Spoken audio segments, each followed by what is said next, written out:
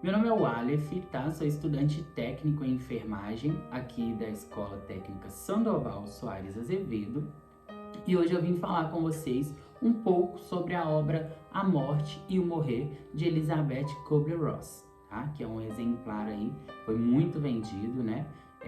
Elizabeth Kubler-Ross foi uma psiquiatra renomadíssima e nós viemos falar com vocês um pouco sobre essa obra de Elizabeth, que ficou muito conhecido como modelo Kubler-Ross. Na relação médico e paciente, galera, existe um momento que é muito complicado, né? Que é quando o profissional ele tem que dar um diagnóstico ou um prognóstico muito ruim para um paciente. Dentro desse contexto, né, Elizabeth, ela descreve que esses pacientes, eles passam pelas 5 fases do luto, que são elas aí: a negação, o isolamento, a raiva, a barganha, a depressão e, por último e não menos importante, a aceitação. Vale a pena, gente, ressaltar aqui que essas 5 fases, elas não são sequenciais, tá? E nem todos os pacientes, eles vão reagir da mesma forma, né? Até mesmo porque o ser humano ele é imprevisível quanto aos seus sentimentos, né? Não existe uma regra, uma lei de como a gente tem que se sentir, né? Ou se expressar. O ser humano ele realmente é imprevisível. Pelo que eu pude perceber aí dentro dessa obra da Elizabeth, né? É que o intuito principal da obra dela é preparar os profissionais da saúde, principalmente, né? A como compreender e entender as reações e as emoções de um paciente quando ele é diagnosticado, né, com um diagnóstico ruim, uma doença terminal ou algo do tipo. Vou falar um pouquinho resumidamente sobre os estágios aqui, né? A gente tem aí primeiro que é a negação, né? É o momento que o paciente recebe a notícia e de alguma forma ele tenta negar aquilo ali dentro de si mesmo para ele não ter que aceitar que ele está passando por essa fase tão difícil, né? Então ele vai negar, ele pode tentar se isolar das pessoas como um mecanismo de defesa, né? Um para-choque para ele não ter que lidar com aquela situação. Então ele, em primeiro momento, ele vai ter essa negação, que é algo muito normal. A raiva, ela é um sentimento que ele pode ser expressado tanto com o profissional da saúde, que é o portador da notícia, né? A pessoa ela pode sentir raiva daquela pessoa que tá lhe trazendo essa notícia ruim. Também pode sentir raiva da própria doença, raiva até de si mesmo. E nos casos de pessoas que são muito religiosas, ou pessoas que acreditam em divindades, né? Essas pessoas elas podem se revoltar e sentir raiva ou sentir que estão sendo punidas por essas divindades. Dentro do terceiro estágio aí, né, das fases do luto, a terceira fase, para ser exato, nós temos a barganha. Meu nome é Nicole. Barganha. Substantivo feminino, verbo transitivo direto. Trocar algo através de um acordo, perguntar, negociar, barganhar e pechinchar. A barganha, gente, é algo que a gente traz com a gente desde quando a gente é criança, desde os nossos primeiros momentos de vida, né? A gente chorar por algo, implorar por algo, né? Isso é uma coisa que a gente traz no ser humano em tudo, em todas as fases da nossa vida, né? Mas nesse contexto, a barganha, ela entra para a pessoa, né? Como um ato de tentar mudar aquilo que a pessoa está passando, né? Para pessoas religiosas, a pessoa vai barganhar com Deus, ela vai tentar fazer negociações, né? Ela acredita que ela pode mudar aquela situação, né? E nesse estágio da barganha, né, a pessoa ela pode começar a aceitar o que ela realmente está passando, né? A dor que ela está passando, aceitar o que está acontecendo dentro dela, ou ela pode regredir para um estágio anterior, né, voltar a sentir raiva de si mesmo, dos outros, ou ela pode avançar para o próximo estágio. Boa noite, meu nome é Cláudia. Eu estou fazendo um trabalho sobre o livro Morte e Morrer. O luto, ele tem 5 fases, que é a negação, a raiva, a barganha, a depressão e a aceitação. Neste vídeo, iremos abordar sobre o terceiro estágio do luto, que é a barganha. Boa noite, meu nome é Thaís e vou falar agora do que é a barganha na fase do luto. A fase da barganha é a terceira fase do luto. E nessa fase, as pessoas podem se sentir ansiosas e começar a se perguntar se poderia ter feito algo para evitar a perda, e podemos tentar barganhar com Deus ou com as pessoas que morreu, prometendo fazer certas coisas se eles voltarem. Boa noite, gente. Meu nome é Débora. Quanto tempo dura a fase da barganha? É nessa fase que a pessoa tende a assimilar muito mais a tristeza, né? Que pode durar dias, semanas ou meses.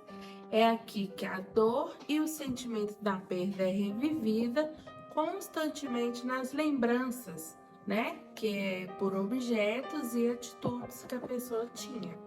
Esse quarto estágio do luto, a gente tem a depressão.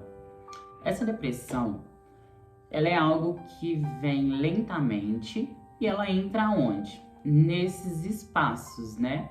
Nessas mudanças que a pessoa começa a ter na vida dela. Pode ser por efeitos colaterais das medicações que a pessoa tem que tomar, né? De certo modo, por conta dessa doença que ela tem que se tratar. Também pode vir por conta do isolamento, né? A pessoa querer se isolar, não querer ter muito contato com outras pessoas, o que já remete lá no segundo estágio, né? E no primeiro estágio também, que é a negação, segundo, que é a raiva. E também, galera, tem a questão da vida da pessoa, né? A partir do momento que a pessoa está se tratando de alguma doença, ela tem que mudar a sua rotina, né? Algumas vezes tem que mudar os seus hábitos alimentares, tem que deixar de fazer algumas coisas que a pessoa gosta, né, também. E horários, né? A pessoa ela tem que estar indo em consultas de rotina, né? Então isso tudo vai influenciar para que essa pessoa ela entre nesse quarto estágio, que é o estágio da depressão. Segundo o livro A Morte e o Morrer, né? Dentro do quinto estágio aí do luto, a gente tem a aceitação.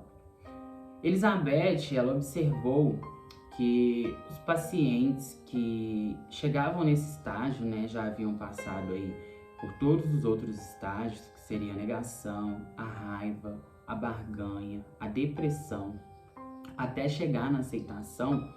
Era um processo muito doloroso, mas que quando a pessoa chegava nesse quinto estágio, que a pessoa conseguia entender, né, compreender que a morte é um processo natural da nossa vida, as pessoas elas tinham uma morte mais tranquila. Existe um ponto, né, que não é considerado como um estágio do luto, que é a esperança, né? Já remete ao meu tema do trabalho, que é a barganha mesmo. A esperança, gente, ela pode aparecer em várias fases, né, do tratamento desse paciente, né, desse cuidado do paciente. E a esperança, ela é sim uma coisa muito boa, excelente, que ajuda a pessoa nesse momento de recuperação, né, não deixa a pessoa se entregar. Mas, segundo alguns estudiosos, a esperança ela pode ser prejudicial também, né, pelo fato da pessoa alimentar falsas esperanças, digamos assim, ela pode regredir a outras fases, em outros estágios aí da aceitação, né, desse luto. Ela pode estar voltando aí para o primeiro estágio, na negação, pode voltar a ter raiva. Então a esperança, ela pode influenciar tanto bem, né, nesse cuidado do paciente, também pode impactar negativamente, conforme o estágio em que essa pessoa se encontra. A esperança é o alimento da nossa alma, ao qual se mistura sempre ao veneno do medo. Um homem sem esperança não tem outro refúgio, senão a morte. O fim da esperança é o começo da morte. Em todas as lágrimas, há uma esperança. Com tudo que a gente conseguiu ver dentro dessa obra da Elizabeth Kubler-Ross, o que a gente conseguiu filtrar mesmo, a mensagem que a gente conseguiu captar aí dentro da obra dela, né, gente? É que trouxe essa reaproximação do médico com o paciente, né? Então, ela traz pra gente uma forma de como a gente pode se comunicar, dando informações claras, sendo sensível com o paciente, né? Nesse momento que é tão delicado, você dá uma notícia de uma doença terminal, né? Então a gente tem que ter essa sensibilidade ao passar essas informações para o paciente, saber que ele tem opções, né? Nunca deixar com que o paciente se sinta sozinho. E que apesar de não haver nenhuma medicação para a cura desse paciente, a gente tem sim medicações que vão promover uma certa qualidade de vida, né, nesses seus últimos dias, e vão trazer conforto também. Então eu acredito que o objetivo desse trabalho, do nosso trabalho aqui da escola, e o objetivo de Elizabeth Kubler-Ross, no fim são os mesmos, né? A gente tem uma finalidade só, que é a nossa preocupação com o paciente, né? E essa obra, ela por mais que seja forte, né, a mensagem, ela traz pra gente esse ponto de vista aí, essa forma da gente lidar com esse momento que é tão difícil para os pacientes e para nós, profissionais de saúde. A Elizabeth, ela era uma psiquiatra, então ela conseguiu observar perfeitamente uma forma de lidar com esse momento que é tão difícil para todos nós. Poema para a morte. Num palco de horror, venho me apresentar, onde a tristeza me cerca e a solidão me assola. Vejo um rastro de escuridão no meu caminho.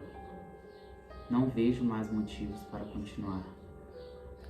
Vejo amigos, companheiros tombando, perdendo a dura batalha para a dor. A morte vem se apresentar como a dama do pavor. Não sei se a temo ou se abomino. Pois me tirou minha alma, ainda que não tenha levado minha vida. Seria preferível ter me tirado a vida a tirar-me tudo. Pois o que adianta a vida se é penosa a lida? Não se tem que amar ou com quem contar. Não me obrigues a viver sem ter a companhia dos meus amigos, que me acompanharam até então. Eu ouço o seu sussurro, tua tenebrosa voz me atordoa. Estou indo ao teu encontro, embora temendo, não hesitarei.